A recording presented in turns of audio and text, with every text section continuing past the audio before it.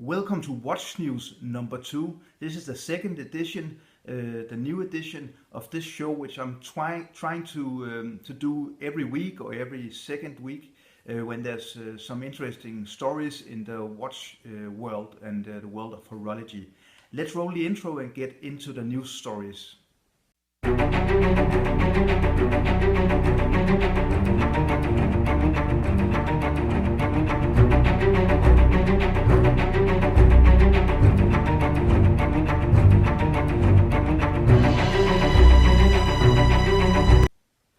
Okay, welcome back, and just before we get started, a quick wristwatch check. I'm wearing the Rolex GMT Master 1, one of my favorite watches of my collection. So enough of what I'm wearing on my wrist, and let's get into the first story of this show. The first story is about a new Frederique Constant, a watch they called Heartbeat, which is really kind of a step forward for the kind of mid-level Swiss watch company Frederique Constant. This is a watch which they actually released in two versions. The new watch is not the first kind of venture into these kind of open heart watches where you can see the movement within the dial. This is a new edition of what they actually started in 1994. So with this watch, it comes in, which you can see on the screen, it comes in two versions. A white dialed one, which is the more simple, and a blue dialed one, which is a little more complicated. And they labeled these watches Frederique Constant Heartbeat manufacturer. The blue dialed version comes with a date complication, and the white dialed version does not come with a date complication. So these two new watches, these Heartbeat watches, actually look a lot more expensive than they really are. It's like Frederique Constant is trying to get into a bit of higher horology with these two watches. They both are powered with in-house movement, the Frederique Constant really with these two watches try to push the limits for what they are doing. Just by the looks of it and what I can read from what you're getting, these watches are actually, if they were produced by some other companies which are higher on the horology level in Swiss watchmaking, they would be a lot more expensive. These two watches are going to retail at two quite different prices. With the white dialed one, which is the most simple, you're actually going to be able to buy this very kind of dress-like watch with the Roman numerals for around 3,500 American dollars. And with the blue one, you're going to put on $1,000, so it's 4,500 American dollars, because you get the date complication as well. With this watch, I think that Frederique Constant once again are trying to push the limits for what they can do at affordable prices compared to what other watch companies are doing. Especially Swiss watch companies, where you would easily pay the double, 3 or 4 times as much for a watch that would look and function the same as this. I really also remember Frederique Constant's slimline moonface watch, which was a really big step forward for this Swiss watchmaking company. So good luck to Frederique Constant with this new Heartbeat watch. Okay, and moving on to a whole other kind of watch, and this is a watch that is one of the most popular watches in the whole world, and it's in another price league. And this is of course GShock, the Casio GShock, and actually Casio are releasing yet another version of the GShock. This is a kind of a Christmas version of the GShock. And they are doing this version with a British company called Marahishi, I think they're called, and this is like a military organization, but like a passive organization. But they call themselves some kind of military organization. They're pacifists, and this new GShock is really special with the design, with the kind of camouflage they're doing. You know, G-Shock watches are often camouflaged as they are kind of military, really tough watches. They are like the watch you're going to wear if you're going into some combat situation, or you're in the military and you're out training, or if you're really working in forestry, or you're working if you're a fisherman or something. This is the perfect watch for you. And this is a new edition of the very popular G-Shock line called the Master, and this is really a tough watch. So what is special with this new G-Shock version, which is coming out for this Christmas? Well, it is the design, the kind of camouflage, as I said. They call it the British bonsai forest camouflage print, and this is because it's a kind of different camouflage, and it actually, even though they call it the British bonsai, actually it reminds me a lot more of what you would probably see in the Pacific region.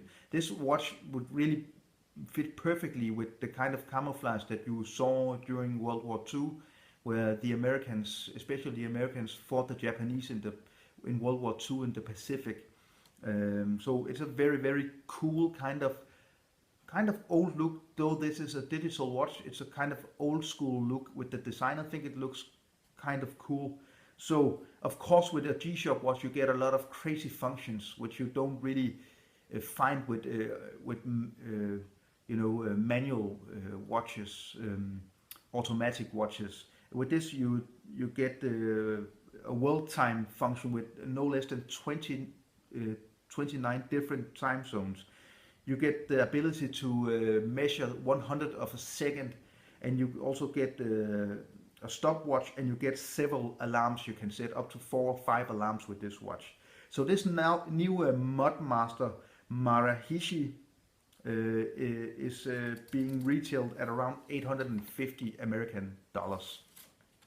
So moving on and into another kind of very special watch, and maybe a watch company that is a bit higher on the horology level. And this is a new TAG Heuer, and this is called the Muhammed Ali watch. So the famous boxer,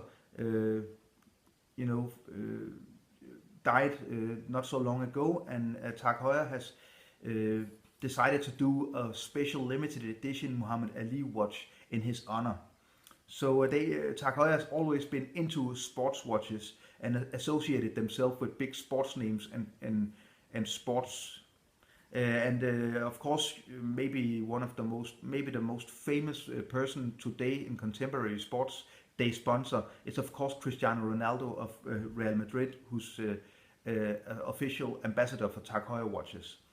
They also sponsor the timekeeping of the English Premier League in football. They sponsor Formula One, and they even sponsor the BMC cycling racing team in cycling, which they competed in Tour de France among a lot of other races. But they're also dedicated to some of the older sporting heroes, and of course, maybe the most famous sports watch they have ever done is of course the TAG Heuer Monaco, which is really a very famous racing sports watch, a chronograph. So this new Muhammad Ali watch is a caliber 5 dedicated to the famous boxer. And with the watch you get a 43 millimeter big watch, which is of course self winding. And this watch really reminds me of a kind of new edition of the Formula One. And they already did a new version in blue. This is in red. They did another version of this called the David Guetta version, which is a watch dedicated to the famous DJ.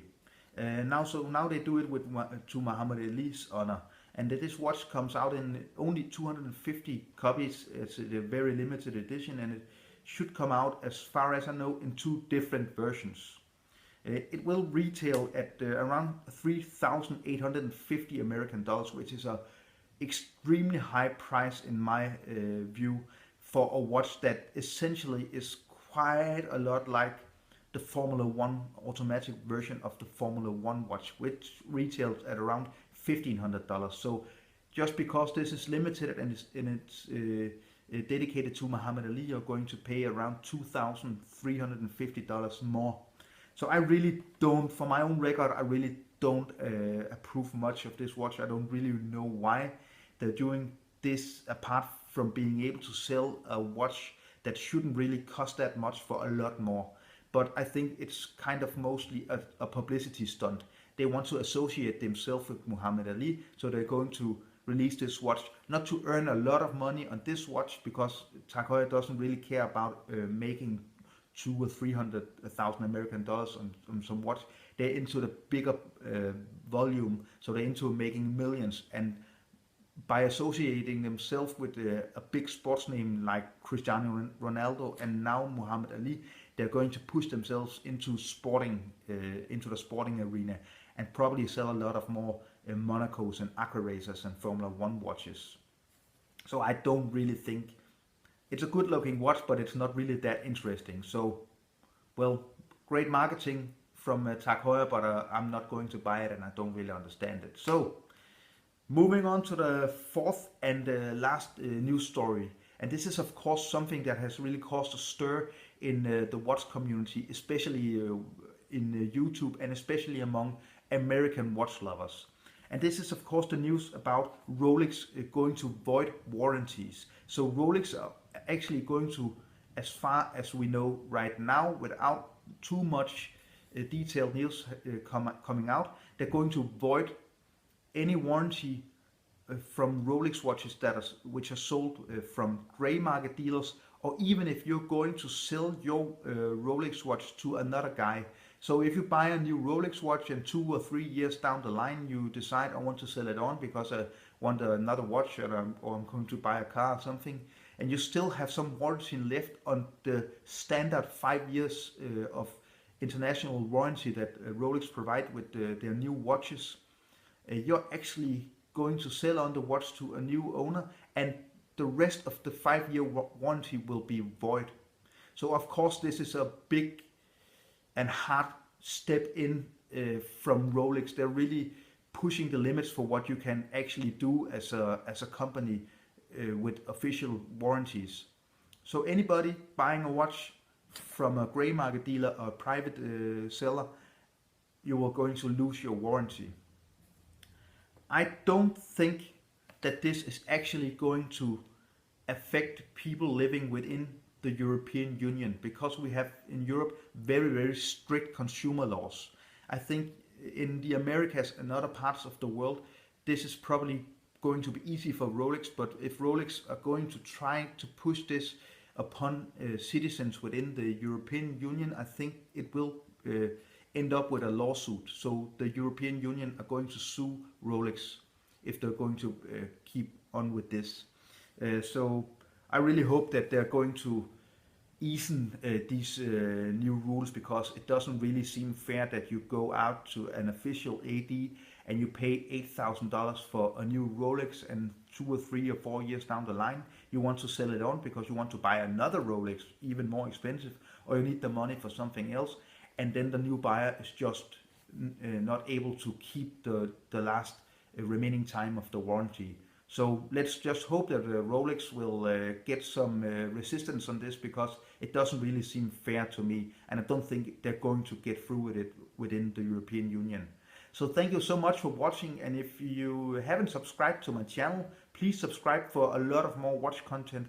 I'm doing this news show, as I said, once a week or every second week, and I'm doing a lot of other watch content, a lot of talking about watches, a lot of how-to with watches if you need some good advice on how to do different stuff, everything from putting on a NATO strap to how you're going to approach buying pre-owned. You will find these kind of videos in my archive, and I'm doing a lot of watch reviews as well. So thank you so much for watching. I hope to see you another time and that you enjoyed this video. Thank you.